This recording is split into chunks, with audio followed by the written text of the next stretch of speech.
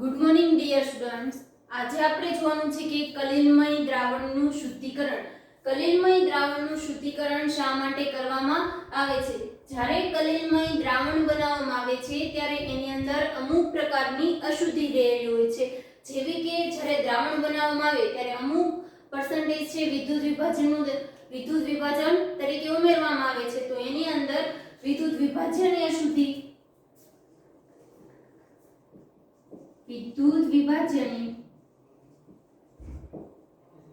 અશુદ્ધિ અને દ્રાવ્ય અશુદ્ધિ પણ રહેલી હોય છે. હવે વાત કરીએ કે કલિલમય દ્રાવણના શુદ્ધિકરણમાં આ અશુદ્ધિને દૂર કરવા માટે આપણે એનું શુદ્ધિકરણ કરવામાં આવે છે. તો એની માટે ટોટલ 3 પદ્ધતિ છે. એક છે ડાયાલિસિસ,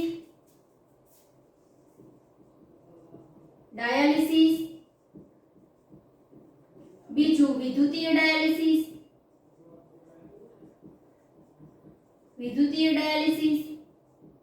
અને ત્રીજું અલ્ટ્રાફિલ્ટ્રેશન. હવે અલ્ટ્રાફિલ્ટ્રેશનને છે સૂક્ષ્મ ગાળણ પણ કહેવામાં આવે છે. હવે આપણે આગળના લેક્ચરમાં જોયું હતું કે ડાયાલિસિસ કોને કહેવામાં આવે છે અને વિદ્યુતીય ડાયાલિસિસ છે કોને કહેવામાં આવે છે. તો સૌપ્રથમ છે આપણે થોડું રિવાઇઝ કરી લઈએ કે ડાયાલિસિસ છે, બરાબર. તો ડાયાલિસિસમાં છે હવે વાત કરીએ તો એની અંદર અમુક દ્રાવ્ય અશુદ્ધિને દૂર કરવા માટે પદાર્થમાં જે દ્રાવ્ય અશુદ્ધિ રહેલી છે એને દૂર કરવા માટે ડાયાલિસિસનો ઉપયોગ કરવામાં આવતો હતો. હવે જોઈએ તો એની અંદર છે કોઈ પાત્ર લેવામાં આવતું હતું, ત્યારબાદ છે એની અંદર સેફોલેન શીટની કોથળી રાખવામાં આવતી હતી. એની અંદર મેં તમને આગળના લેક્ચરમાં જોયું છે કે 2-3 પ્રકારની, બરાબર, સેફોલેન શીટની કોથળી, ત્યારબાદ છે બીજા 2-3 લખાવેલા છે અને નીચે કે પાણીનું પાત્ર. એક જગ્યાએથી પાણી છે ઉમેરવામાં આવે અને બીજી જગ્યાએથી છે કે અશુદ્ધ પાણી છે દૂર થાય, એટલે કે એની અંદર દ્રાવ્ય શુદ્ધિ છે દૂર થતી હોય છે. હવે આ છે સેફોલેન શીટની કોથળી.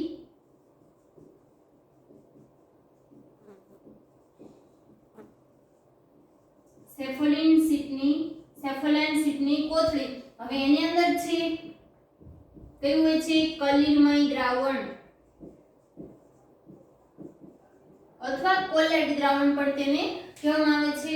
વાત કરીએ કે આપણે અંદર કલિલમય દ્રાવણ કે કોલેટ દ્રાવણ છે તો સેફોલેન શીટની કોથળી છે એ શું કામ કરે છે?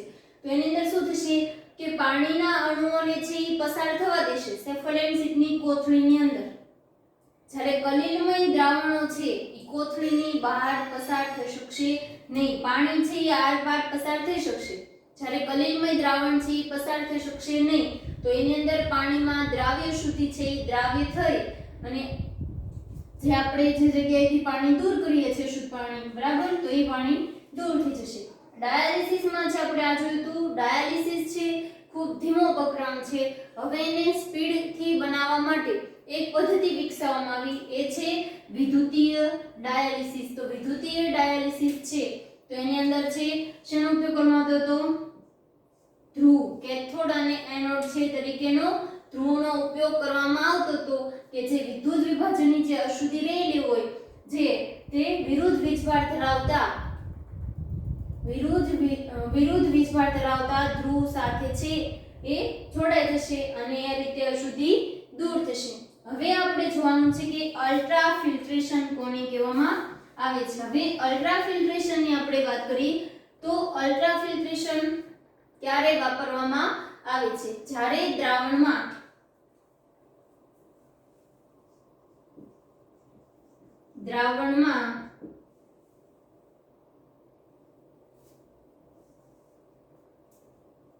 જે પદાર્થના દ્રાવણમાં દ્રાવ્ય અને દ્રાવકને દૂર કરવામાં આવે છે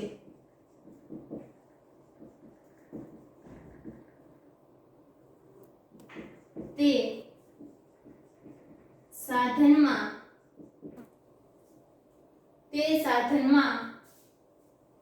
વિશિષ્ટ પ્રકારના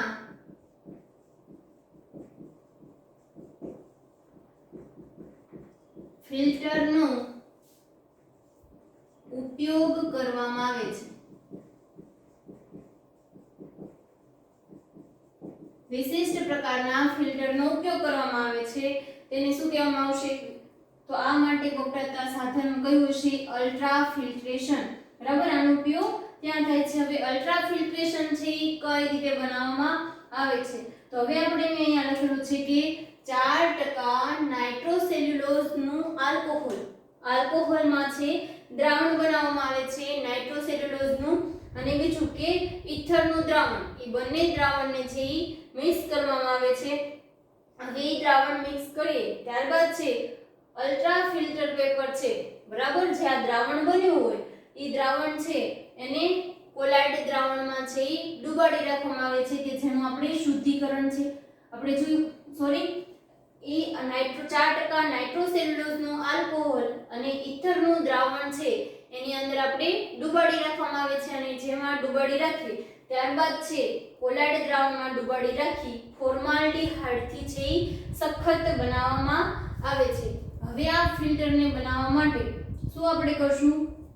એને ઝડપી બનાવવા માટે ચૂસણનો ઉપયોગ કરવામાં આવે છે અથવા દબાણનો ઉપયોગ કરવામાં આવે છે, અલ્ટ્રા ફિલ્ટ્રેશન. અને બીજું જોઈએ કે અલ્ટ્રા ફિલ્ટ્રેશન છે. બરાબર, તો એ ફિલ્ટર પેપર છે. સામાન્ય ફિલ્ટર પેપરમાં શું થશે કે કલિલમય દ્રાવણો છે એ પસાર થઈ જશે. સામાન્ય ફિલ્ટર પેપરમાં કલિલમય દ્રાવણો છે એ પસાર થઈ જશે.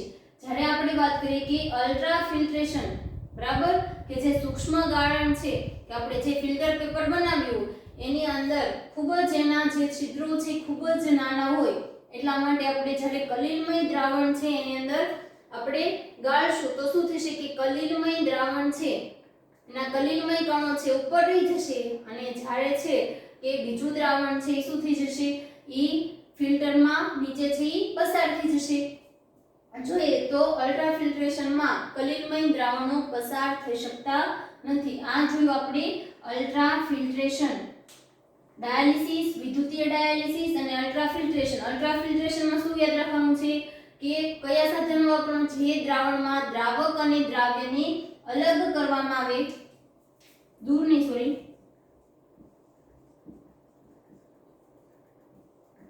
અલગ કરવામાં આવે છે તે સાધનમાં વિશિષ્ટ પ્રકારના ફિલ્ટર પેપરનો ઉપયોગ થાય છે.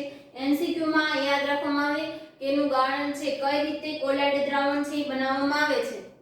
તો 4% નાઇટ્રોસેલ્યુલોઝનું આલ્કોહોલ અને ઇથરનું દ્રાવણ, અને શેના વડે સખત કરવામાં આવે છે? ફોર્માલ્ડિહાઇડના દ્રાવણ વડે એને સખત બનાવવામાં આવે છે. ત્યારબાદ આપણે વાત કરીએ એની અંદર કે કલિલમય દ્રાવણના ગુણધર્મો. કલિલમય દ્રાવણના ગુણધર્મોમાં જોવાનું છે, એક તો આપણે વાત કરવાની છે કે સંખ્યાત્મક ગુણધર્મો, પછી ટિન્ડોલ અસર અને બ્રાઉનિયન ગતિ. તો હવે જોઈએ, આ ખાસ યાદ રાખવાનું છે 4% નાઇટ્રોસેલ્યુલોઝનું આલ્કોહોલ અને ઇથરનું દ્રાવણ, અને બીજું શેના વડે સખત કરવામાં આવે છે? ફોર્માલ્ડિહાઇડના દ્રાવણ વડે છે ને સખત કરવામાં આવે છે.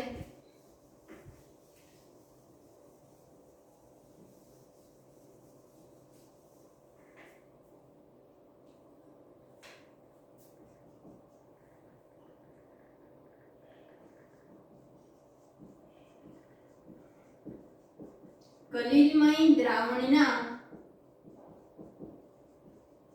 ગુણધર્મો. કલિલમય દ્રાવણના ગુણધર્મોમાં આપણે જોવાનું છે સંખ્યાત્મક ગુણધર્મો, બીજું જોવાનું છે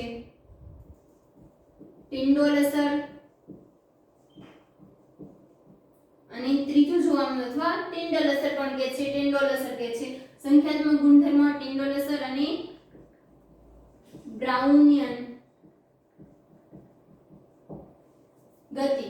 અને બીજું એક છે આપણે જોવાનું છે એની અંદર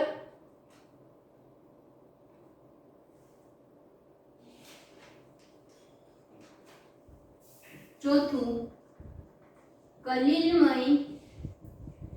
કણ પરનો વીજભાર. સંખ્યાત્મક ગુણધર્મ, ટિંડોલ અસર, બ્રાઉનિયન ગતિ અને કલિલમય કણ પરનો વીજભાર. હવે સંખ્યાત્મક ગુણધર્મની વાત કરીએ તો હવે એની અંદર શું કરવાનું છે કે સંખ્યાત્મક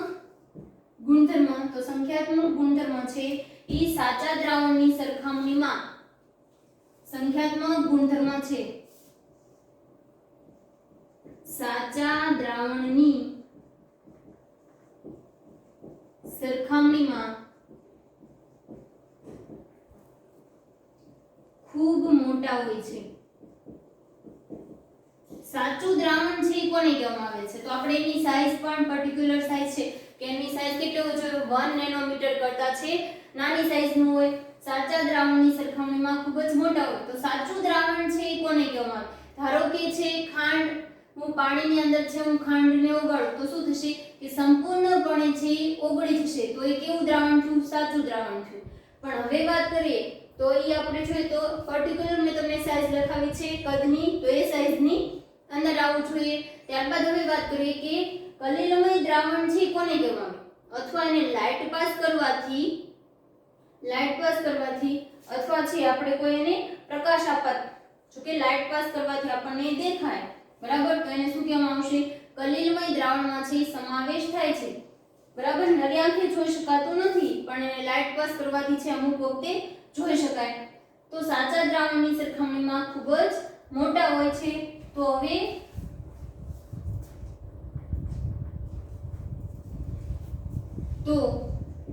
તેના સંખ્યાત્મક ગુણધર્મો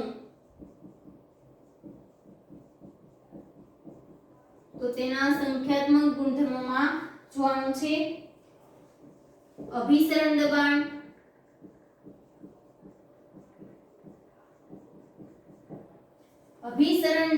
છે એનો ઉપયોગ શું કરવામાં આવે છે તો તમારે બરાબર આનું ડિટેલમાં જોવાનું અથવા છે તમારે સેકન્ડ યુનિટમાં છે બધું આવી ગયેલું છે બરાબર. દ્રાવણો તો અભિસરણ દબાણ છે એનું આણ્વીય ખાલી તમારે એમસીક્યુ માટે આણ્વીય દળ નક્કી કરવા માટે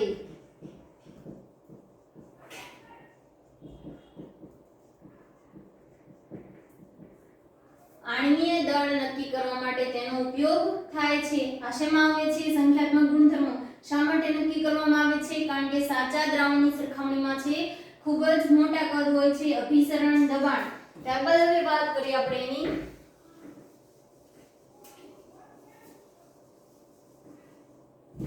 અભિસરણ દબાણ. ત્યારબાદ છે અભિસરણ દબાણની પછી ઠાર બિંદુ અવનયન.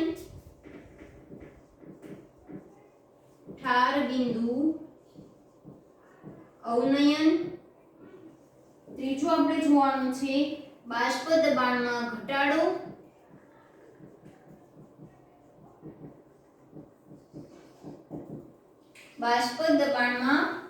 અને ચોથું આપણે જોવાનું છે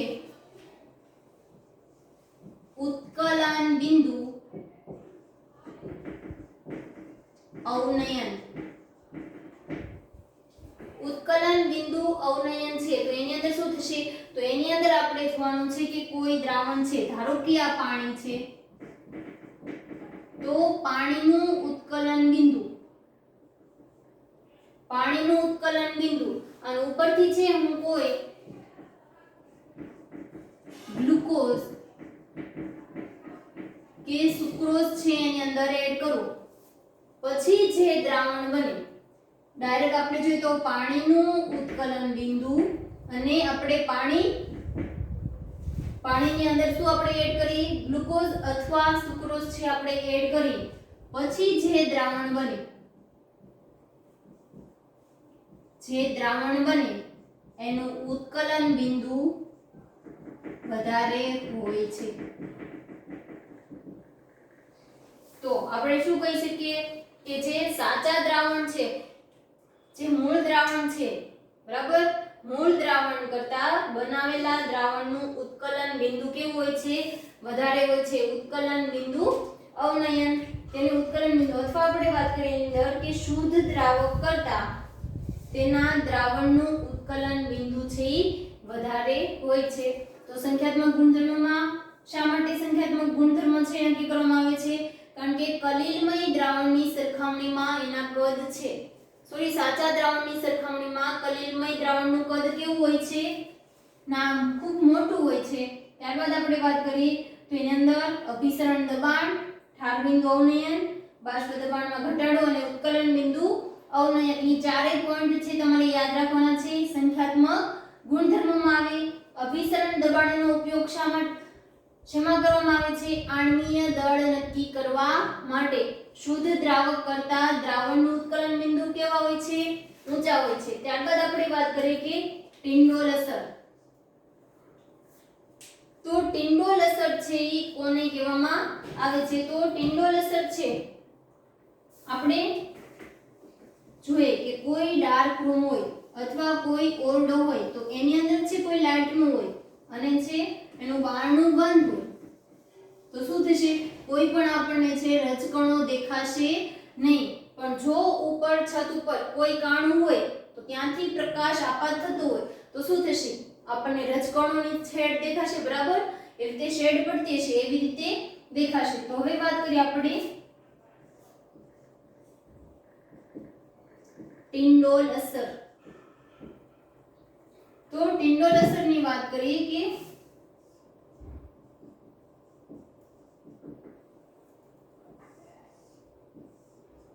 આ છે કલિલમય દ્રાવણ.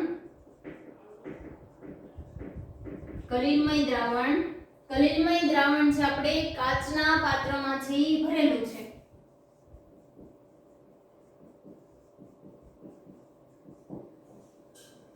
કાચના પાત્રમાં કલિલમય દ્રાવણ છે કાચના પાત્રમાં છે ભરેલું છે. આપણે લાઈટ પસાર કરવી છે અને આપણે એના કાટખૂણે માઇક્રોસ્કોપ અથવા સૂક્ષ્મદર્શક યંત્ર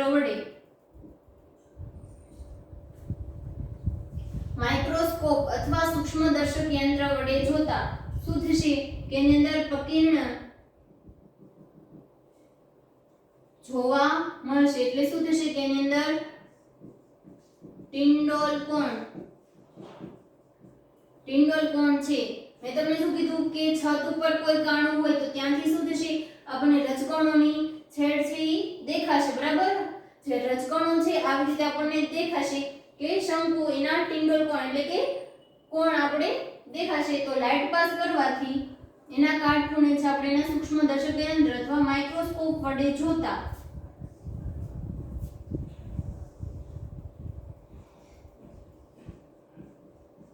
અહીંયા એની અંદર શું થશે કે જે બાજુ એના 90 ના ખૂણે 90 ડિગ્રીના કોણે કયો કોણ બનશે? ટિંડોલ કોણ. કેટલા શેના વડે જોતા? માઇક્રોસ્કોપમાં 90 ના કોણે આપણને જોતા પ્રકીર્ણન પ્રકાશ છે એ આપણને જોવા મળશે, બરાબર?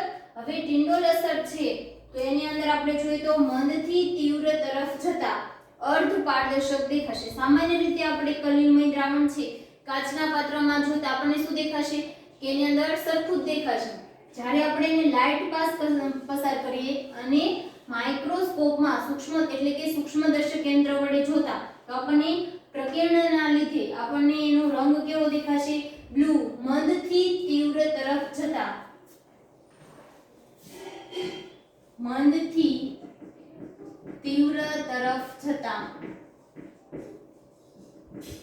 વાદળી રંગ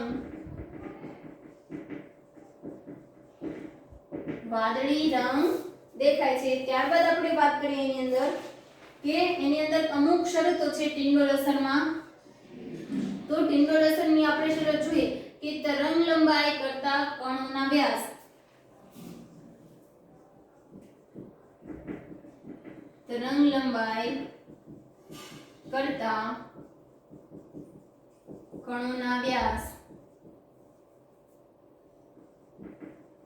વધુ નાના હોવા જોઈએ નહીં. તરંગ લંબાઈ કરતા ઉપયોગમાં લેવાય તરંગ લંબાઈ કે જે આપણે પ્રકાશ આપાત કરીએ છીએ તો એ તરંગ લંબાઈ કરતા કણોના વ્યાસ વધુ નાના હોવા જોઈએ નહીં. અથવા આપણે વાત કરીએ કે પરિક્ષેપણ કણોનો વ્યાસ બંને છે એ સરખા હોવા જોઈએ, કે જે કલિલમય દ્રાવણના કણોનો વ્યાસ અને જે લાઇટ પસાર કરીએ એ સરખા જેવા હોવા જોઈએ અથવા જે વધુ નાના હોવા જોઈએ નહીં. ત્યારબાદ આપણે બીજો પોઈન્ટમાં વાત કરીએ, આ છે શરતો. તરંગલંબાઈ કરતા કણોના વ્યાસ વધુ નાના હોવા જોઈએ નહીં. અને બીજું, વક્રીભવનાંક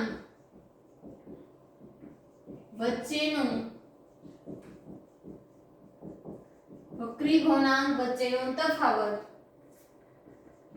વધારે હોવો જોઈએ નહીં.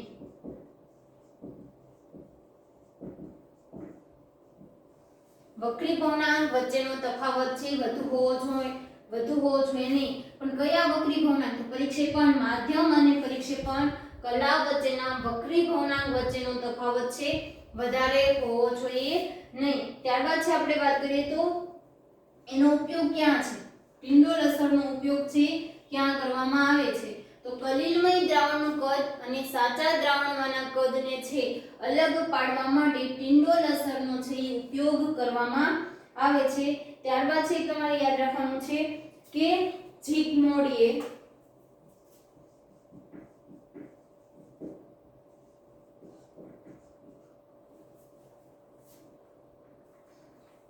ટિન્ડોલ અસરનો ઉપયોગ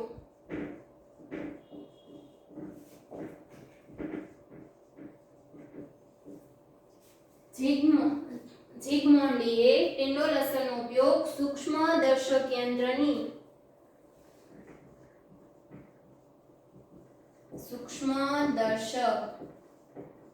યંત્રની રચના માટે કરેલો.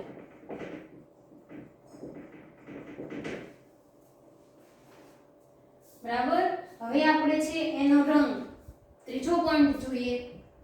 પહેલા તો આપણે શું કે તરંગલંબાઈ કરતા કણોનો વ્યાસ છે વધુ નાના હોવા જોઈએ નહીં. વક્રીભવનાંક વચ્ચેનો તફાવત છે વધારે હોવો જોઈએ નહીં. કયો કોની વચ્ચે? પરિક્ષેપણ કલા અને પરિક્ષેપણ માધ્યમ વચ્ચે. ત્યારબાદ આપણે વાત કરી કે રંગ, તરંગલંબાઈ, વક્રીભવનાંક અને રંગ. તો હવે આપણે જોઈએ તો કલિલમય દ્રાવણનો રંગ પરિક્ષેપિત કણોથી કલિલમય દ્રાવણનો રંગ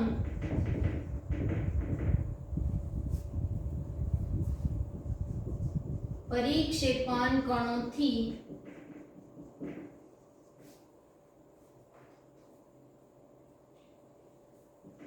પ્રકીર્ણન પામેલા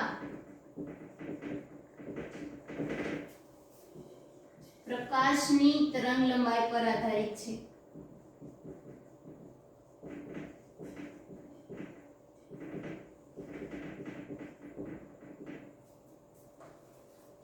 તરંગલંબાઈ પર આધારિત છે.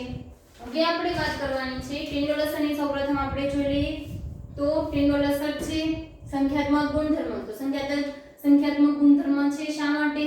કારણ કે કલિલમય દ્રાવણનું કદ છે સાચા દ્રાવણના કદ કરતા ઘણું મોટું હોય છે. એની અંદર શું યાદ રાખવાનું છે? અભિસરણ દબાણ, બાષ્પ દબાણમાં ઘટાડો, ઉત્કલન બિંદુ ઉન્નયન અને ઠાર બિંદુ અવનયન. ટિન્ડોલ અસરની અંદર શું થશે કે કલિલમય દ્રાવણ હોય છે, શેમાં ભરેલું હોય છે? કાચના પાત્રમાં. એની અંદર શું કરવામાં આવે છે? લાઇટ પાસ કરવામાં આવે છે અને ઉપર છે નેવના ખૂણે માઇક્રોસ્કોપ અથવા છે સૂક્ષ્મદર્શક યંત્ર વડે છે જોવામાં આવે છે અને ત્યાં સુધી છે ટિન્ડોલ કોણ છે બનશે. ક્યાં? નેવના કોણે. હવે ત્યાં છે આપણને પ્રકીર્ણન પ્રકાશ મળશે. હવે એના મંદથી તીવ્ર તરફ જતા એ વાદળી રંગનો છે આપણને લીસોટો છે એ જોવા મળે છે. એની અમુક છે શરતો છે કે ટિન્ડોલ અસર છે તો એની તરંગલંબાઈ કરતા કણોનો વ્યાસ વધુ હોવો જોઈએ નહીં અથવા પરિક્ષેપણ કલાના તરંગલંબાઈ કરતા કણોનો વ્યાસ વધુ હોવો જોઈએ નહીં. બીજું કે વક્રીભવનાંક વચ્ચેનો તફાવત વધુ હોવો જોઈએ નહીં. અને ત્રીજું રંગ છે એ કોના ઉપર આધાર રાખે છે? તરંગલંબાઈ. કલિલમય દ્રાવણનો રંગ પરિક્ષેપિત કણોથી પ્રકીર્ણન પામેલા પ્રકાશની તરંગલંબાઈ પર આધારિત છે. હવે આપણે જોઈએ તો વાતાવરણની અંદર સવારે પછી બપોરે અને રાત્રે છે આપણને વાદળ છે અલગ અલગ રંગીન છે આપણને રંગનું જોવા મળે છે તો શાના કારણે તો એ પ્રકાશના પ્રકિરણના લીધે છે એ જોવા મળે છે ત્યારબાદ આપણે વાત કરીએ કે ટિન્ડોલ અસરનો ઉપયોગ છે કોણે કર્યો તો જીગ મોન્ડીએ શા માટે તો સૂક્ષ્મદર્શક યંત્રની રચના માટે છે ટિન્ડોલ અસરનો ઉપયોગ છે એ કરેલો ત્યારબાદ હવે જોવાનું છે કે બ્રાઉનિયન ગતિ તો બ્રાઉનિયન ગતિ છે તો એ આપણે જોઈએ તો એ કઈ રીતે છે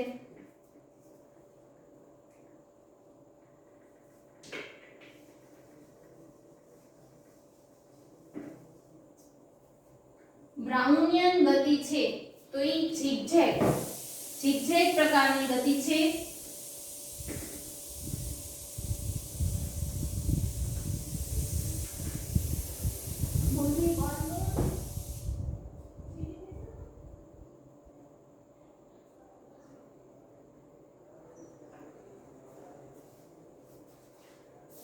બ્રાઉનિયન ગતિ તો બ્રાઉનિયન ગતિ છે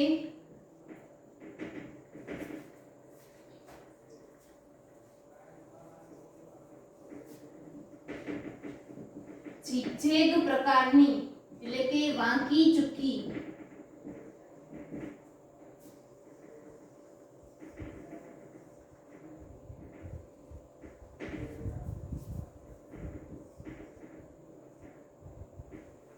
તો બ્રાઉનિયન ગતિ છે ઝિગઝેગ પ્રકારની છે બીજું એની અંદર યાદ રાખવાનું છે તો એ કોની ઉપર આધાર રાખે છે તો ખાસ તો એની અંદર છે બ્રાઉનિયન ગતિ છે સ્નિગ્ધતા ઉપર કોની ઉપર આધાર રાખે છે સ્નિગ્ધતા મતલબ ચિકાશ બરાબર હવે વાત કરીએ કે હવે કોઈ મારે છે બોર્ડ પરથી છે મારે તેલનું છે કોઈ તેલ છે એ બોર્ડ ઉપરથી રેડતી હોય તો એને આવતા ઉપરથી નીચે આવવાનો સમય અને હું પાણીને રેડું તો એને ઉપરથી નીચે આવવાનો સમય છે બે સરખો છે નહીં તો આપણને જે બ્રાઉનિયન ગતિ છે શેમાં વધારે જોવા મળે છે તો જેની સ્નિગ્ધતા ઓછી હોય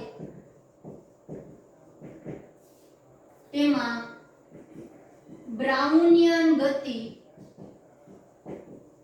વધારે જોવા મળે છે ત્યારબાદ આપણે વાત કરીએ તો એની અંદર કે બીજું કેના કદ ઉપર આધાર રાખે છે કદ જેટલું નાનું બરાબર પરંતુ કણોના માપ એટલે કે કદ અને દ્રાવણની સ્નિગ્ધતા ઉપર આધાર રાખે છે અને બ્રાઉનિયન ગતિ છે એટલે કે કણોના અવક્ષેપિત થતા અટકાવે છે